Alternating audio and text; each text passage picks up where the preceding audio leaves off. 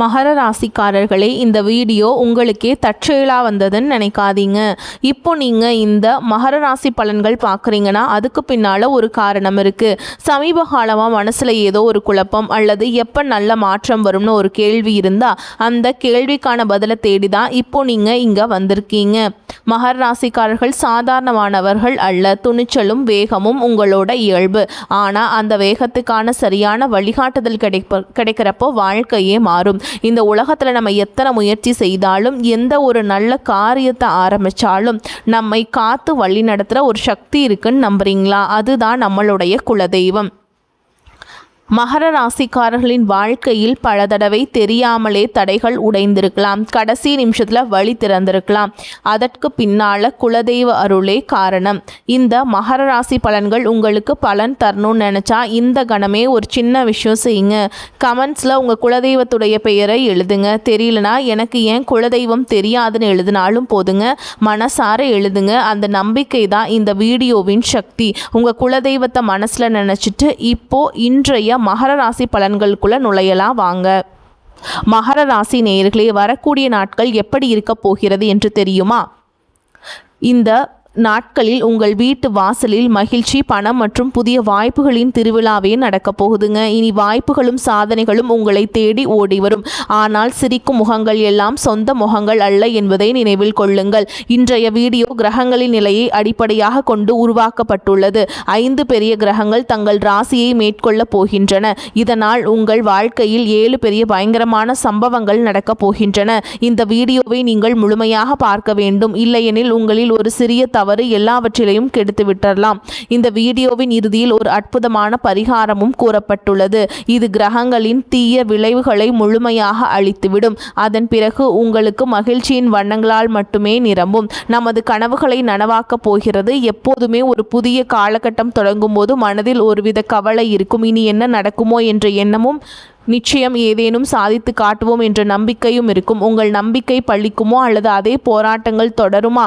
இன்றைய வீடியோவில் ஒவ்வொன்றாக விரிவாக பேசப் போகிறோம். இந்த வீடியோ உங்களுக்கு கிடைத்திருக்கிறது என்றால் இன்று உங்கள் வாழ்க்கையில் ஒரு புதிய திருப்பம் வரப்போகிறது என்று புரிந்து கொள்ளுங்கள்.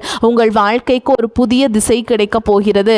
இந்த வீடியோவை இறுதி வரை பார்ப்பவர்களின் நாட்கள் இனி சீராக போகிறது. அவர்களுக்கு சரியான நேரத்தில் நல்ல வழிகாட்டுதல் கிடைக்கும். ஏனெனில் நற்செய்தியாக வரவிருக்கும் 3 அற்புதமான நிகழ்வுகளை பற்றி வீடியோவில் அடுத்து கூறுவோம். அதே சமயம் இனி வரக்கூடிய நாட்களில் இந்த 3 தவறுகளிலிருந்து நீங்கள் தப்பித்திருக்க வேண்டும். அதனால் ஆபத்து வருவதற்கு முன்பே அழித்துவிடும். உங்களுக்கு பண நஷ்டமோ உறவுகளில் விரிசலோ உடல்நல குறைவோ ஏற்படாது என்பதையும் கூறுவோம். நீங்கள் என்னென்ன விஷயங்களில் கவனமாக இருக்க வேண்டும், எதை செய்ய வேண்டும், எதை செய்யக்கூடாது என்று அனைத்து தகவல்களையும் இந்த வீடியோவில் தெரிந்து கொள்ளலாம். இந்த வீடியோவை நீங்கள் இறுதி வரை பார்த்தால் அனைத்து கவலைகளும் முடிவுக்கு வரும். ஆனால் பாதியிலேயே விட்டுவிட்டாலோ அல்லது வீடியோவை அலட்சியப்படுத்தினாலோ பிறகு மிகவும் வருத்தப்படுவீர்கள். எனக்கு ஒரு பெரிய வாய்ப்பு கிடைத்தது, நல்ல தகவல்கள் கிடைக்கவிருந்தன, ஆனால் நான் அந்த வாய்ப்பை பயன்படுத்தி கொள்ளவில்லை என்று நினைப்பீர்கள். நீங்கள் உங்கள் ஜாதகத்தை கணிக்க விரும்பினால், உங்கள் ஜாதகத்தை ஆழமாகவும் துல்லியமாகவும் ஆய்வு செய்ய விரும்பினால், உங்கள் அனைத்து பிரச்சனைகளுக்கும் எளிதில் தீர்வு காண விரும்பினால், திரையில் கொடுக்கப்பட்டுள்ள இந்த கமெண்ட் பாக்ஸில் நீங்கள் கமெண்ட் செய்யலாம். ஏனெனில் உங்கள் ராசி குறித்த பல முக்கிய வீடியோக்கள் இந்த சேனலில் வரவிருக்கின்றன. மகர ராசி நேர்களே, முதலாவது மற்றும் பெரிய நிகழ்வை கூறுவதற்கு முன் கிரகங்களின் நிலையை பார்ப்போம். முதலாவதாக குரு பகவான் கடக ராசிக்கு வரப்போறாருங்க. இது முழுமையாக 12 ஆண்டுகளுக்கு பிறகு நடக்கும் ஒரு அரிய நிகழ்வாகும். கவனமாக கேளுங்கள். குரு பகவான் உங்கள் 7ஆம் வீட்டிற்குள் நுழைகிறார். 12 ஆண்டுகளுக்கு பிறகு குரு கடக ராசிக்கு வருவதால் இயற்கையாகவே இது உங்கள் வியாபார மற்றும் திருமண வாழ்க்கையில் முழுமையான தாக்கத்தை ஏற்படுத்தும். ஆனால் அந்த தாக்கம் என்னவாக இருக்கும் என்பதை பற்றி வீடியோவில் அடுத்து கூறுவோம். 2வது கிரக மாற்றம் என்னன்னு பார்த்தீங்கன்னா, சுக்கிரனும் கடகராசிக்கு அதாவது உங்களின் 7ஆம் வீட்டிற்கு செல்வார். அதே மாதிரி ஜூன் 15ஆம் தேதி பார்த்தீங்கன்னா சூரியன் மிதுன ராசிக்கு போகிறாருங்க. இப்போது உங்கள் 5ஆம் வீட்டில் உள்ள சூரியன் 6ஆம் வீடான எதிரிகள், நோய் மற்றும் கடன் வீட்டிற்கு செல்வார். இங்கிருந்து என்ன நேர்மறையான சிக்னல் கிடைக்கப் போகிறது என்பதை பற்றியும் விவாதிப்போம். அடுத்து கிரக மாற்றம் ஜூன் 21ஆம் தேதி நடக்கும். அன்று கிரகங்களின் தளபதியான செவ்வாய் ரிஷப ராசிக்கு செல்வார். தற்போது உங்களின் 4ஆம் வீட்டில் உள்ள செவ்வாய் 5ஆம் வீட்டிற்கு செல்வார். இறுதி கிரக மாற்றமாக ஜூன் 22ஆம் தேதி பார்த்தீங்கன்னா புதன் பகவானும் கடக ராசிக்கு போகிறார். பாருங்க. அதாவது 3 கிரகங்கள் ஆரம்பம் முதல் இறுதி வரை உங்களின் 7ஆம் வீட்டில் இருக்க போகின்றன. இது உங்களுக்கு ஒரு பெரிய வரப்பிரசாதமாக அமைய போகிறது.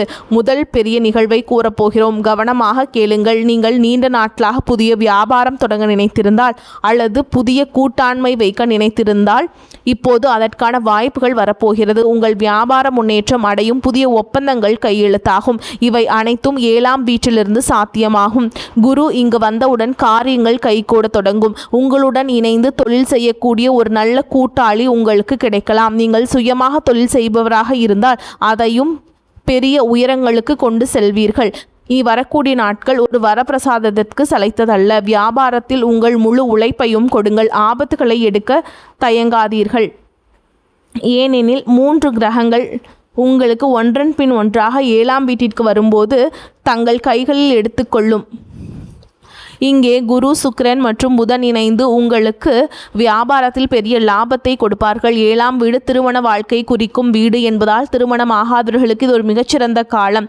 அவர்கள் வாழ்க்கையில் ஒருவரின் வருகை இருக்கலாம். திருமண யோகங்களும் இந்த 3 கிரகங்களின் சேர்க்கையால் உருவாகும். திருமண வாழ்வில் மிகுந்த இனிமையை கொண்டு வரும். நீண்ட காலமாக உங்கள் குடும்ப வாழ்க்கையில் குழப்பங்கள் நீடித்து பிரச்சனைகள் தீரவே இல்லை என்று நீங்கள் நினைத்திருந்தால் இப்பொழுது குறிப்பாக 12 ஆண்டுகளுக்கு பிறகு குரு கடகராசிக்கு வரும்போது 100% திருமண வாழ்க்கையில் நேர்மறையான மாற்றங்களை காண்பீர்கள். பிரச்சனைகள் சுமூகமாக தீரும். தடம் புரண்ட வண்டி மீண்டும் தண்டவாளத்தில் ஏறும். உங்கள் உறவு மிகவும் அழகாக மாறும், இனிமையாக மாறும். வாழ்க்கையும் மகிழ்ச்சியால் நிறையும். 2வது நிகழ்வை கவனமாக கேளுங்கள். கிரகங்களின் ராஜா மிதுன ராசிக்கு செல்லும் போது ஒரு பெரிய சம்பவம் நடக்கும். சூரியன் உங்களின் 6ஆம் வீட்டிற்கு வரும்போது அங்கே ஒரு வித்தியாசமான சூழல் உருவாகும். ஒரு தனித்துவமான காட்சியை காண முடியும். ஏனெனில் சூரியன் இங்கே உச்ச நிலையில் இருப்பார். அவர் உங்கள் எதிரிகள் அனைவரையும் அழித்து விடுவார். சில மனிதர்கள் நம்மிடம் இனிமையாக பேசுவார்கள், ஆனால் அவர்களின் நோக்கம் நமது பலவீனங்களை தெரிந்து கொள்வது, நமது குடும்ப விஷயங்களை அறிவது, நமது யோசனைகளை திருடி நம்மை முந்தி செல்வது என பல கட்ட நோக்கங்களை கொண்டிருக்கும். இங்கே உங்கள் வெகுளித்தனம் உங்களுக்கு ஆபத்தை கொண்டு வராமல் இருக்க சற்று புத்திசாலித்தனமாகவும் தந்திரமாகவும் இருங்கள். 6ஆம் வீட்டில் உள்ள சூரியன் உங்கள் எதிரிகளை தவிடுபொடியாக்குவார். உங்கள் பாதையில் உள்ள முட்டுக்கட்டைகள் தானாகவே விலகும். ஆனால் உங்கள் யோசனைகளை யாரிடமும் பகிர்ந்து கொள்ளாதீர்கள். உங்கள் ரகசியங்களை யாரிடமும் கூறாதீர்கள். ஏனெனில் இந்த உலகம் நம்பகத்தன்மை அற்றது. கடந்த காலத்தில் நீங்கள் யாரை நம்பினீர்களோ அவர்களே உங்களுக்கு துரோகம் செய்ய தயங்கவில்லை. எனவே இப்போது உங்களை நீங்களே கொள்ளும் நேரம் வந்துள்ளது. உங்கள் மீது கவனத்தை செலுத்த வேண்டிய நேரம் இது. இதை குறித்து வைத்துக் கொள்ளுங்கள். உங்களுக்கு நீண்ட காலமாக பதவி உயர்வு கிடைக்காமல் இருந்திருந்தால், நீங்கள் முழுமையாக உழைத்தும் பல ஆண்டுகளாக போராடியும் பதவி உயர்வு மற்றும் முன்னேற்றத்திற்கான வாய்ப்புகள் அமையாமல் இருந்தால், சூரியன் 6ஆம் வீட்டிற்கு வந்தவுடன் வேலையில் பதவி உயர்வுக்கான பல வாய்ப்புகள் உள்ளன. வேலை தேடுபவர்களுக்கும் சூரியன் வேலையை கொடுப்பார். ஆனால் உங்களுக்கு பிடித்தமான வேலை கிடைக்கவில்லை என்றாலும் கவலைப்பட வேண்டாம். அந்த வாய்ப்பை புறக்கணிக்காதீர்கள். எப்படி தொடங்கினாலும் பரவாயில்லை, ஒரு தொடக்கம் அவசியம். அதன் பிறகு வழிகள் தானாகவே பிறக்கும். போட்டித் தேர்வுகளுக்கு தயாராகும் மாணவர்கள் ஒவ்வொரு முறையும் தேர்வு கிடைக்காமல் ஏமாற்றம் அடைந்திருந்தால், இப்பொழுது சூரியன் அவர்களுக்கு பலம் வாய்ந்தவராகவும் நட்பலன் அளிப்பவராகவும் மாறுவார். மாணவர்களுக்கு இது ஒரு நல்ல செய்தி. போட்டித் தேர்வுகளில் உங்கள் வெற்றி செய்தி ஒலிக்கும். உங்களின் தேர்வு நிச்சயம் கைகூடும்.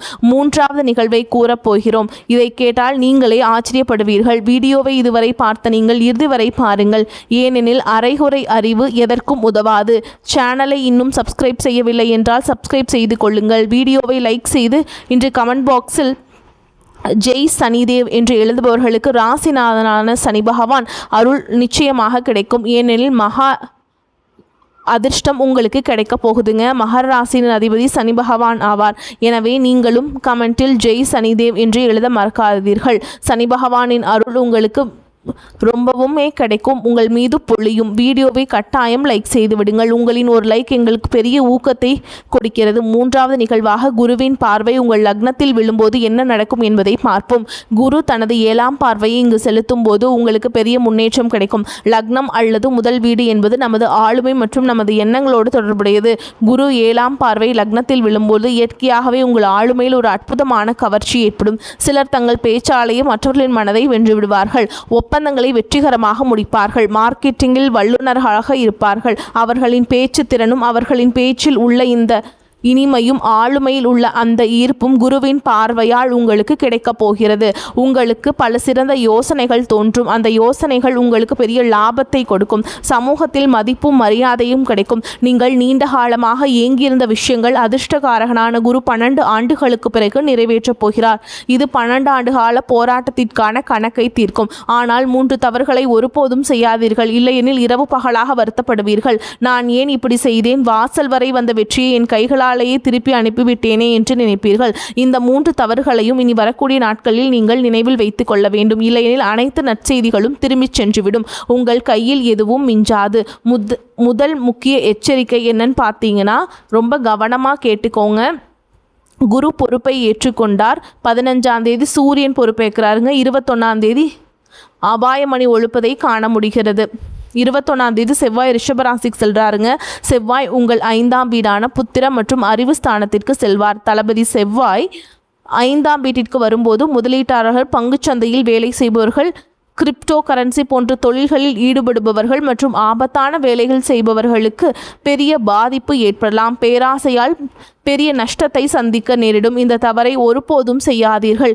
குறுக்கு வழியில் பணம் சம்பாதிப்பதை தவிர்க்க வேண்டும். ஏனெனில் செவ்வாய் உங்கள் அறிவு மற்றும் புத்திரஸ்தானத்தில் அமர்ந்திருப்பார். இங்கிருந்துதான் அபாயமணி ஒலிக்கிறது.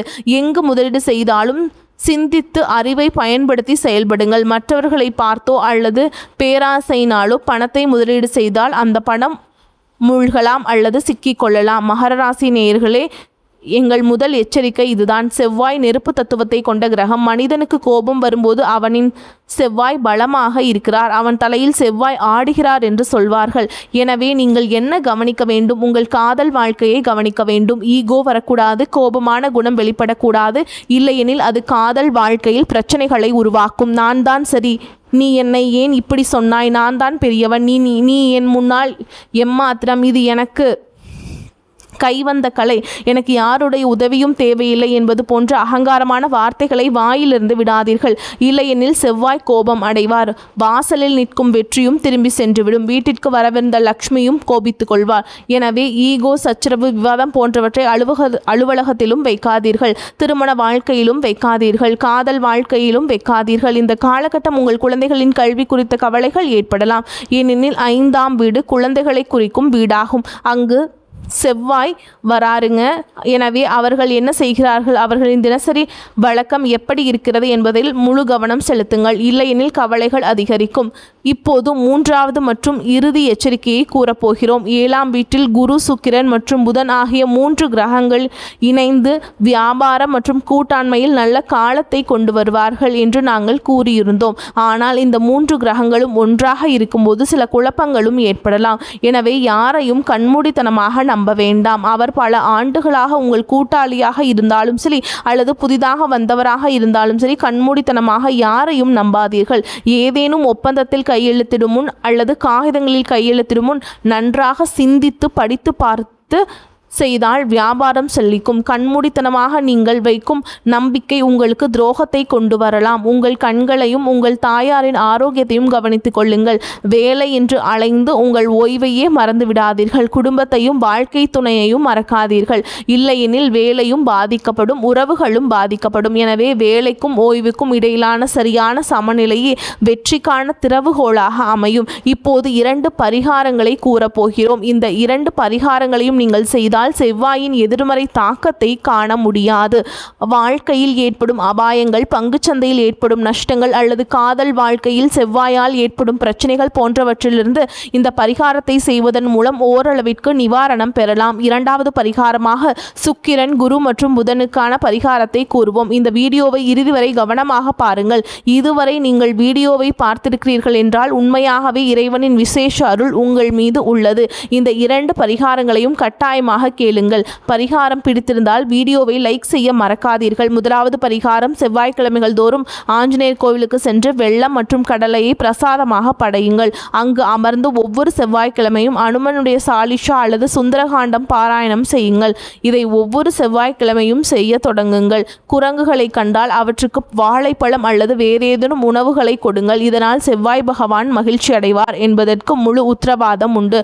அத்துடன் உங்கள் வாழ்க்கையில் ஏற்படக்கூடிய சிறு சிறு குழப்பங்கள் மற்றும் பிரச்சனைகளை தவிர்க்க ஒரே வீட்டில் உள்ள குரு, சுக்கிரன் மற்றும் புதன் ஆகிய கிரகங்கள் குழப்பத்தை ஏற்படுத்தாமல் இருக்க தினமும் சிவலிங்கத்திற்கு ஒரு சொம்பு நீர் அபிஷேகம் செய்து ஓம் நமசிவாய என்று கூறுங்கள். அனைத்து கிரகங்களின் அருளும் முழுமையாக கிடைக்கும். கிரக நிலைகள் சீராகும் மற்றும் உங்கள் வாழ்க்கையும் சிறப்பாக நடக்கும். மகர ராசி நேயர்களே, இன்றைய வீடியோவில் வரவிருக்கும் சுப மற்றும் அசுப பலனுடன் துல்லியமான பரிகாரங்களையும் கூறினோம். வீடியோ பிடித்திருந்தால் கட்டாயம் லைக் செய்யுங்கள். உங்களின் ஒரு லைக் எங்களுக்கு பெரிய ஊக்கத்தை கொடுக்கிறது. கமெண்டில் உள்ள பிரச்சனைகளை நீங்கள் எழுதலாம். அதற்கான தீர்வை வழங்க நாங்கள் முயற்சி செய்கிறோம். வரக்கூடிய வாய்ப்பில் தவற விட்டாதீங்க. கெட்டியாக பிடிச்சிக்கோங்க. வாழ்த்துக்கள். வாழ்க வளமோடு நலமோடு. நன்றி. வணக்கம்.